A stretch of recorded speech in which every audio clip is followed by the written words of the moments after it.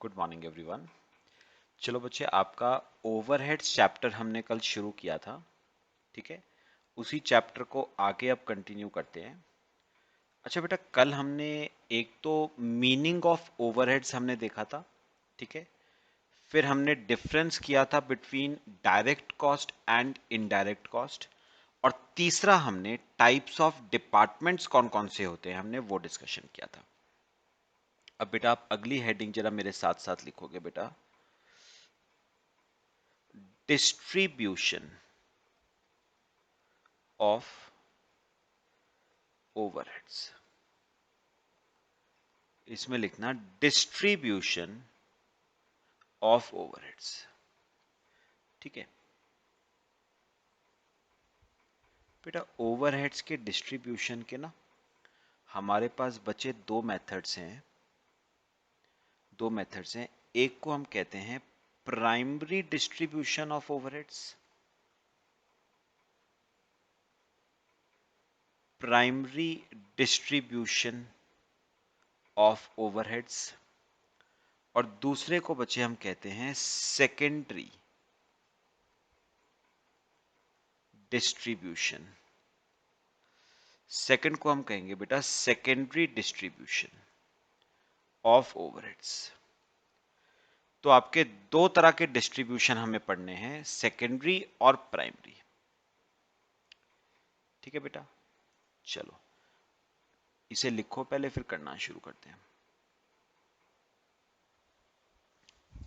Copy करो और फिर यहां पर बेटा फर्स्ट हेडिंग लिखना, primary distribution of overheads.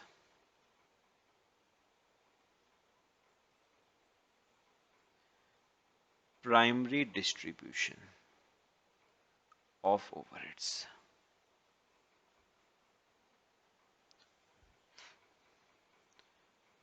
Primary distribution of overheads.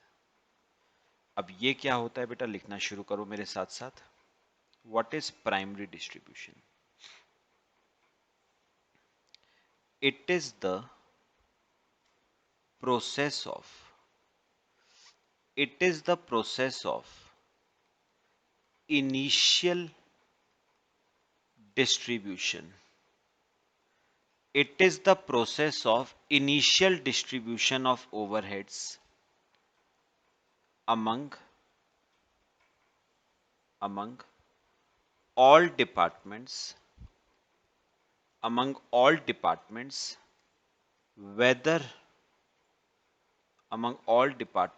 whether production or service department, ठीक है। फिर इसी के आगे लिख लो, चाहे using N appropriate basis,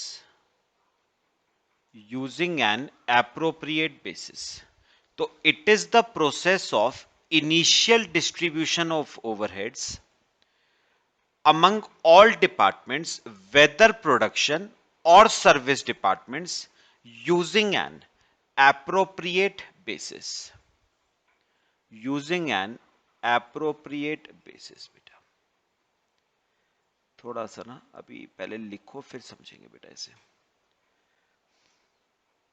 It is the process of initial distribution of overheads among all departments, whether production or service, using an appropriate basis, ठीक है। अच्छा बेटा, दो कॉलम बनाओ इसमें। एक कॉलम बनाओ ओवरहेड्स का और एक कॉलम बनाओ एप्रोप्रिएट बेसिस का। तो कुछ एग्जांपल्स मैं आपको देता हूं।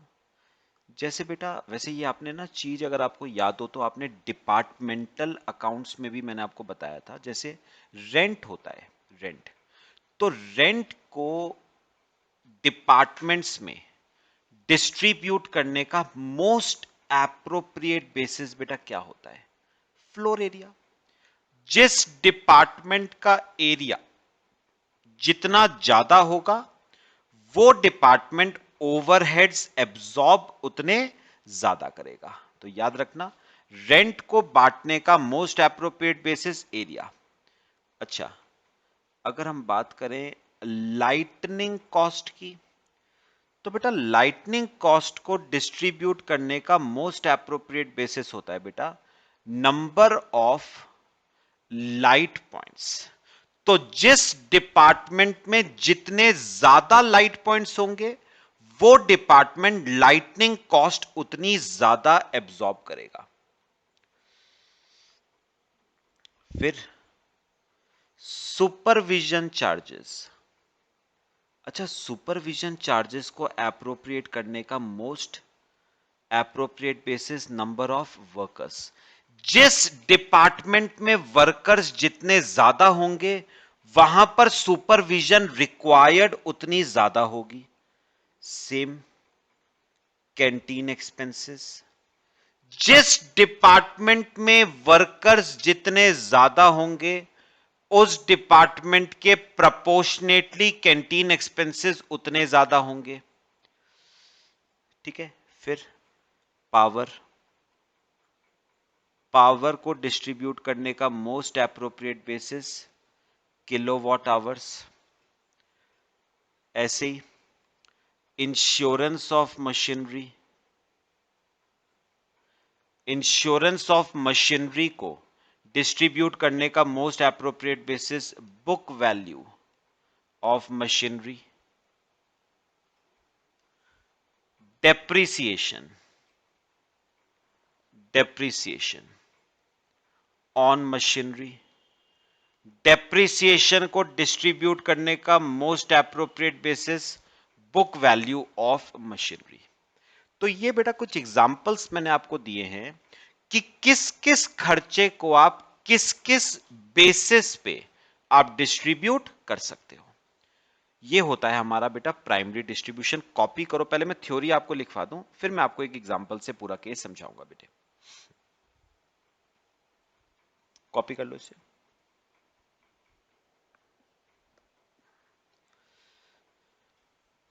ये आपके समझने के लिए कुछ एग्जांपल्स हैं।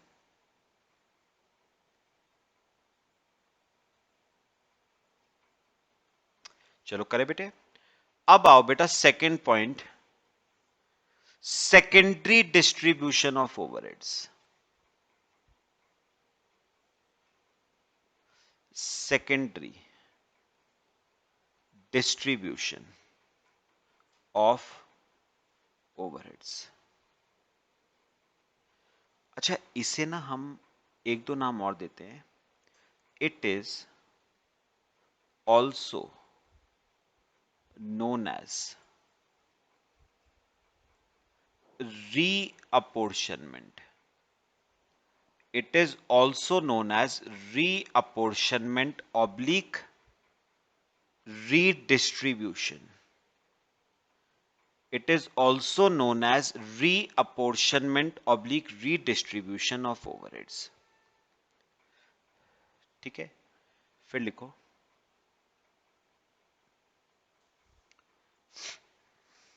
Under this method,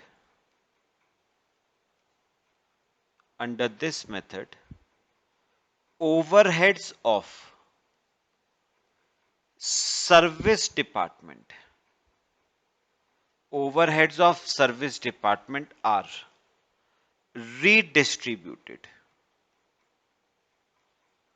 Overheads of service department are redistributed among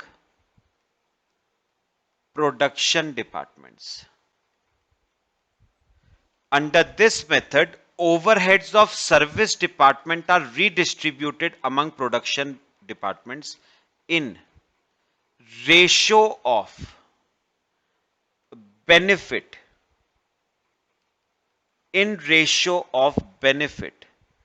they derive from service department. In ratio of benefit they derive from service department. पहले ना लिखते रहो, फिर हम एक साथ समझेंगे। In ratio of benefit they derive from service department. In ratio of benefit they derive from service department. जो मैं अंडरलाइन करा रहा हूं वो कर लेना बेटा underline. In ratio of benefit they derive from service department. अच्छा बेटा इसके नीचे लिखना methods of secondary distribution. Methods of secondary distribution of overheads.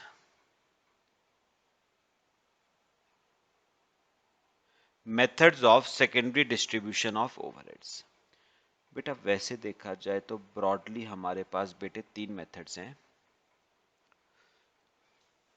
Broadly हमारे पास तीन मेथड हैं।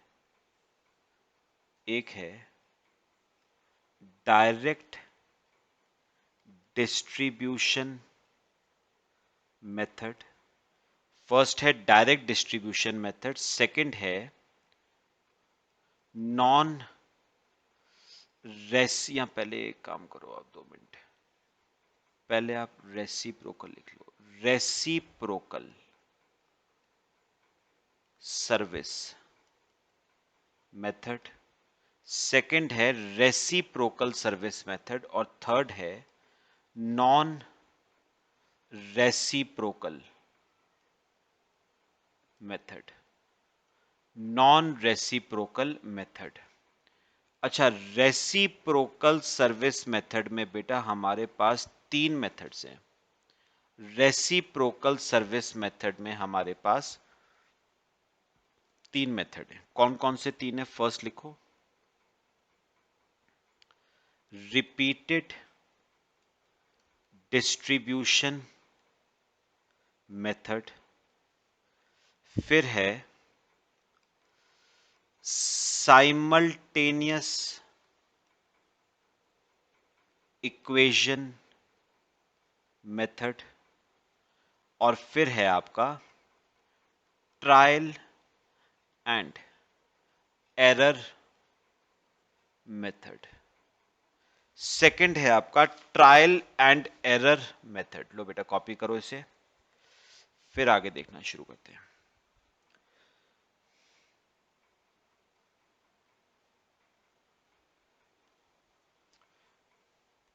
पहला है हमारा डायरेक्ट डिस्ट्रीब्यूशन मेथड,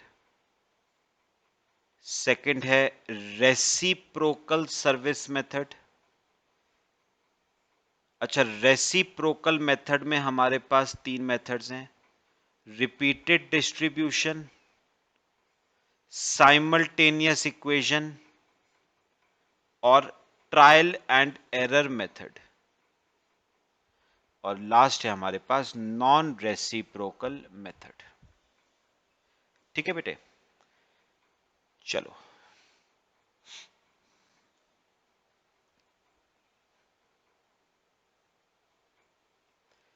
पहले ना इन तीनों मेथड्स के बारे में हम लिखेंगे, फिर एग्जांपल देखेंगे। देखो कर लिया सबने? चलो आ जाओ बेटे।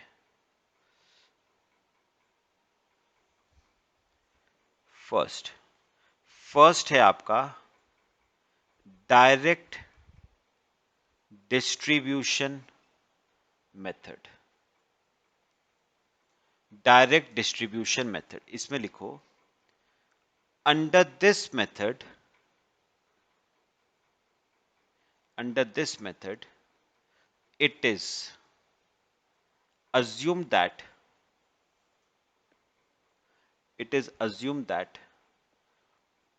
both service departments it is assumed that both service departments provides its services. Both service departments provides its services only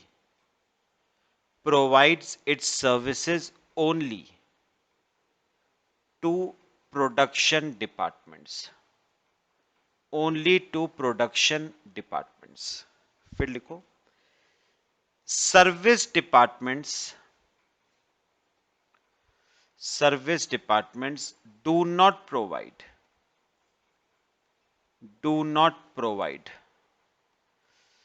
services to each other. Service department do not provide services to each other.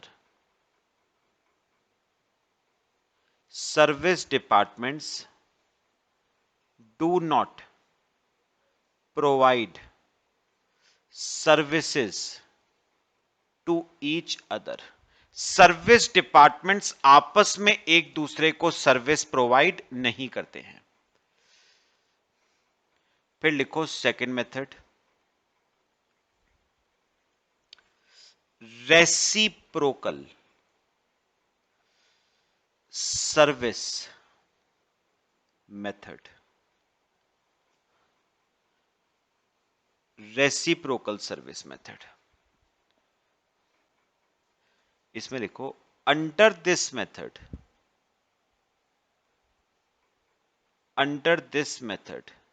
Comma it is assumed that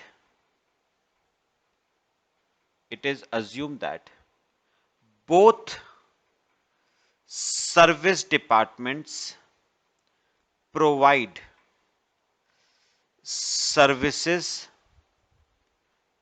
to production departments. Both service departments provide services to production departments plus to each other.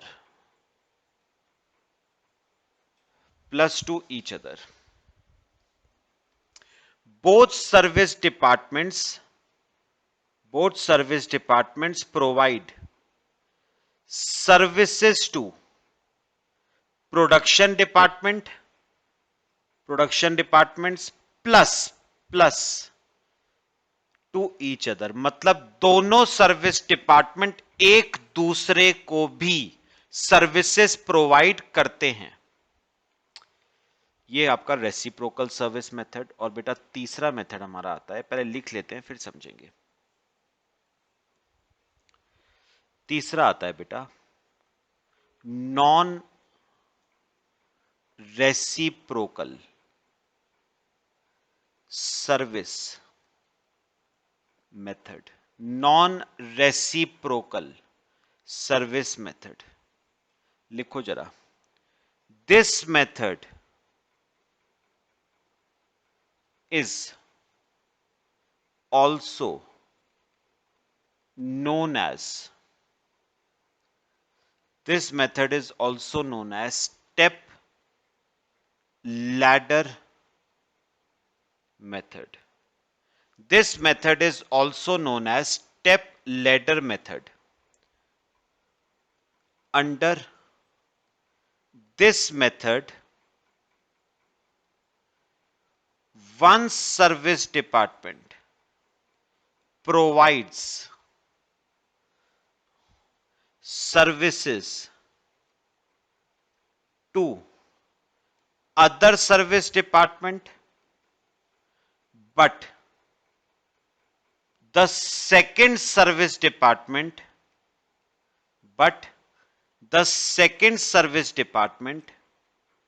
does not provide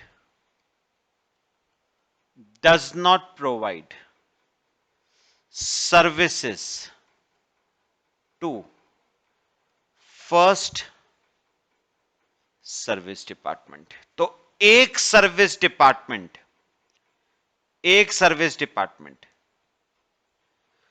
दूसरे को services provide कर रहा है, लेकिन दूसरा service department पहले को services provide नहीं कर रहा है.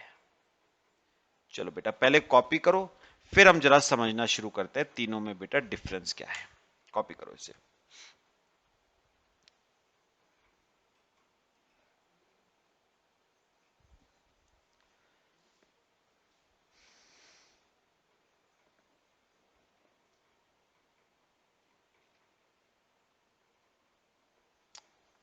कॉपी कर लो बेटे.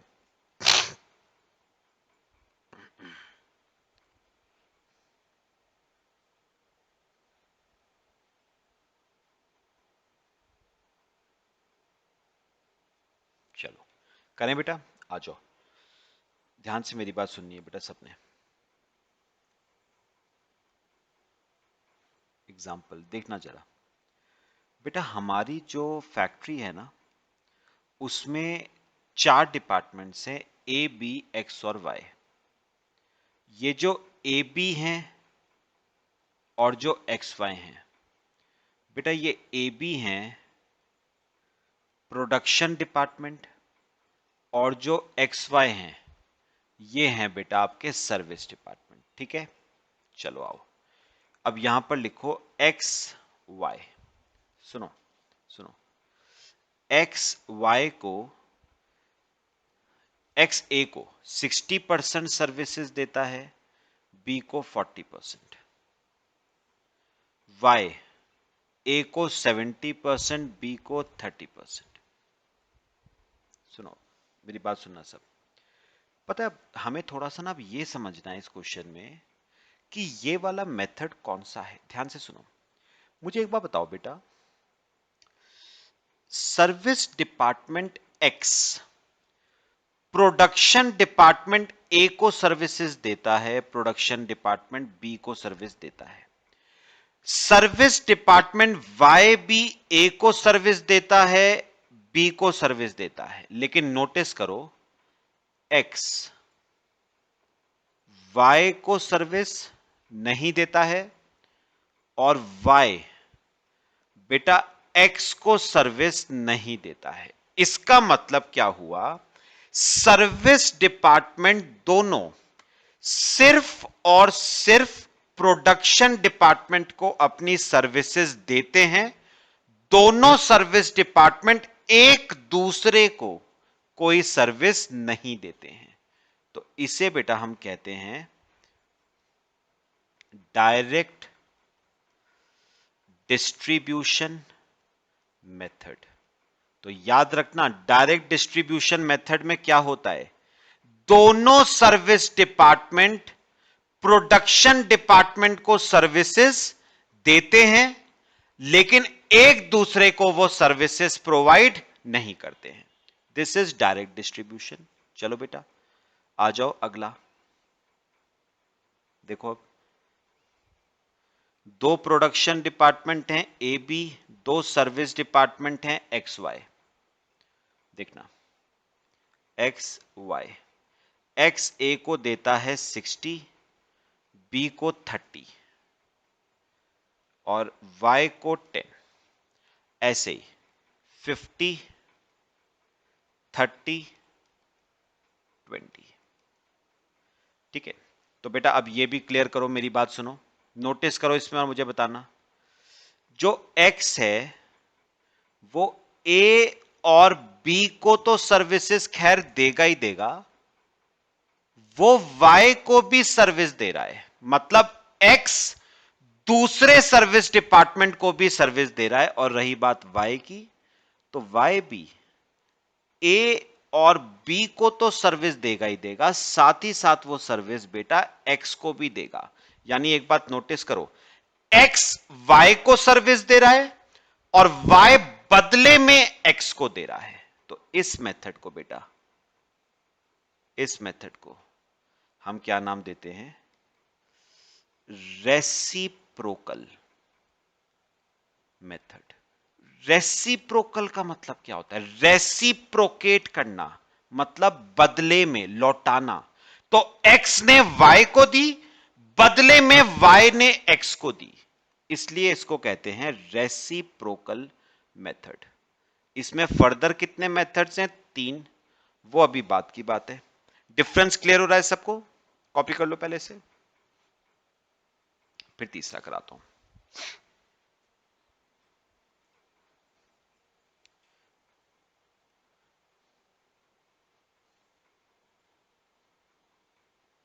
देखो बेटा, A B X Y, X Y. चलो मेरी बात सुनो, 60 30 10, 70 30 नील। अब ये देखो जरा, ये भी देखना आप, अब मुझे एक बात बताओ, एक्स ए को सर्विस दे रहा है, बी को दे रहा है। एक्स ए और बी को तो देगा ही ना, प्रोडक्शन डिपार्टमेंट को तो देगा ही देगा। एक्स वाई को भी दे रहा है, लेकिन नोटिस करो वाई ए और बी को तो दे रहा है, लेकिन वाई एक्स को सर्विस नहीं दे रहा है, मतलब नॉन रेसिप्रोकल मेथड।